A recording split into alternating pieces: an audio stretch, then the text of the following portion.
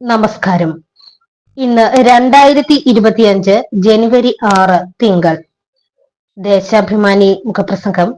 അവതരണം രമ്യ മനോജ്. വീണ്ടും മുഴങ്ങുന്നു കർഷക സമരക്കാഹളം. പുതുവർഷത്തിൽ രാജ്യത്തെ കൃഷിക്കാർ കൊടുങ്കാറ്റിന്റെ ശക്തിയോടെ ആഞ്ഞടിക്കുന്ന പുതിയ പോരാട്ടത്തിനൊരുങ്ങുന്നു. എണ്ണമറ്റ കർഷകർ മരിച്ചു വീഴുമ്പോഴും പതർച്ചയില്ലാത്ത ചെറുത്തുനിൽപ്പോടെ നിശ്ചയദാർഢ്യത്തോടെ ഒരു വർഷം നീണ്ട പോരാട്ടത്തിൽ ഉന്നയിച്ച മുദ്രാവാക്യങ്ങൾ ഉയർത്തി തന്നെയാണ് പുതിയ സമരങ്ങളും. നരേന്ദ്രമോദി സർക്കാർ കൊണ്ടുവന്ന 3 കാർഷിക കരിനിയമങ്ങൾ സമാനതകളില്ലാത്ത സമരത്തിനൊടുവിൽ പിൻവലിച്ചെങ്കിലും അന്ന് നൽകിയ ഉറപ്പുകളൊന്നും സർക്കാർ ഇതുവരെ പാലിച്ചിട്ടില്ല. കാർഷികോൽപ്പന്നങ്ങൾക്ക് സ്വാമിനാഥൻ കമ്മീഷൻ നിർദ്ദേശിച്ച തരത്തിലുള്ള മിനിമം താങ്ങുവില നിയമപരമായി ഉറപ്പാക്കണമെന്ന ആവശ്യം പരിഗണിച്ചിട്ടേയില്ല. മിനിമം താങ്ങുവില ആവശ്യപ്പെട്ട് പഞ്ചാബിലെ 70കാരനായ കർഷക നേതാവ് ജഗ്ജിത് സിംഗ് ധല്ലേവാൾ 41 ദിവസമായി നടത്തുന്ന നിരാഹാര സമരം കേന്ദ്രം കണ്ടതായി പോലും നടിക്കുന്നില്ല. ധല്ലേവാളിന്റെ ജീവൻ അപകടത്തിലായിട്ടും കേന്ദ്രത്തിന് കുലുക്കമില്ല. അതിനിടെയാണ് 3ാം മോദി സർക്കാർ കാർഷിക വിപണനത്തിനുള്ള ദേശീയ നയ ചട്ടക്കൂട് അടുത്ത ദിവസം പ്രസിദ്ധീകരിച്ചത്. പിൻവലിച്ച 3 നിയമങ്ങളെക്കാൾ അപകടകരമാണ് ഈ നയമെന്ന് സംയുക്ത കിസാൻ മോർച്ച ചൂണ്ടിക്കാട്ടുന്നു. ഈ ഒരു സാഹചര്യത്തിൽ ശനിയാഴ്ച ഹരിയാനയിലെ ടോഹാനയിൽ ചേർന്ന കിസാൻ മഹാപഞ്ചായത്ത് കൃഷിക്കാരുടെ അതിജീവനത്തിനായി വീണ്ടും സമര പരമ്പരകൾ ആരംഭിക്കുമെന്ന് പ്രഖ്യാപിക്കുകയായിരുന്നു. ജനുവരി 24-ന് ഡൽഹിയിൽ ചേരുന്ന സംയുക്ത കിസാൻ മോർച്ച ജനറൽ ബോഡി സമരപരിപാടികൾ വ്യക്തമാക്കും. ധല്ലേവാളിന്റെ ജീവൻ രക്ഷിക്കണമെന്നാവശ്യപ്പെട്ട മഹാപഞ്ചായത്ത് കോർപ്പറേറ്റുകളെ പ്രീണിപ്പിക്കാൻ കേന്ദ്ര സർക്കാർ കൊണ്ടുവന്ന ദേശീയ നയരേഖ അംഗീകരിക്കില്ലെന്നും പ്രഖ്യാപിച്ചിട്ടുണ്ട്. ഹരിയാന പഞ്ചാബ് അതിർത്തിയായ ശംഭുവിലും ഖനൌരിയിലും തുടരുന്ന കർഷക സമരത്തിന് മഹാപഞ്ചായത്ത് ഐക്യദാർഢ്യം പ്രഖ്യാപിച്ചു. ഹരിയാനയിലെ ബിജെപി സർക്കാർ കൃഷിക്കാരെ ഡൽഹിയിലേക്ക് കടത്തിവിടാതെ തടഞ്ഞതിനെ തുടർന്നാണ് അതിർത്തിയിൽ സമരം തുടരുന്നത്.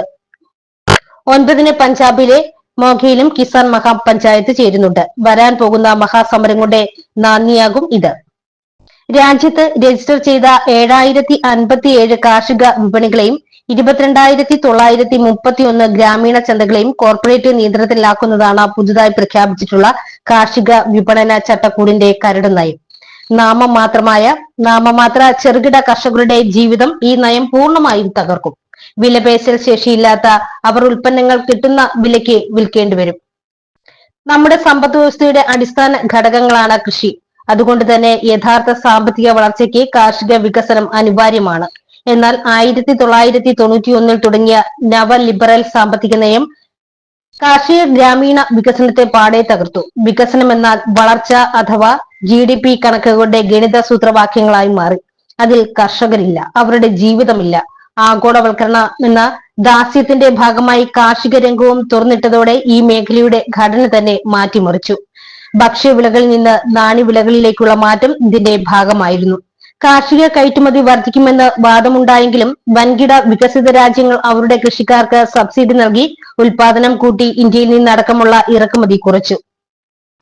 ഇന്ത്യയിൽ കൃഷിക്കാർക്ക് സബ്സിഡി നൽകുന്നത് വിലക്കുകയും ചെയ്തു. മാത്രമല്ല ബഹുരാഷ്ട്ര കുത്തകളുടെ വളവും കീടനാശിനിയും കാർഷികോൽപ്പന്നങ്ങളും ഇവിടേക്ക് ഒഴുകി. ഇവിടെയാകട്ടെ ഉൽപാദന ചെലവ് വർദ്ധിച്ചു. ഉൽപ്പന്നങ്ങൾക്ക് വിലയില്ലാതായി.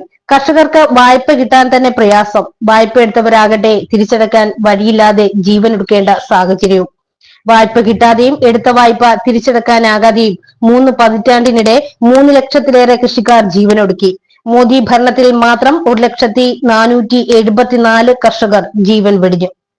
കോർപ്പറേറ്റ് മുതലാളിമാരുടെ കോടിക്കണക്കിന് രൂപയുടെ ബാങ്ക് വായ്പ എഴുതിത്തള്ളുമ്പോൾ കാർഷിക വായ്പ എഴുതിത്തള്ളാൻ ഒരു നടപടിയുമില്ല.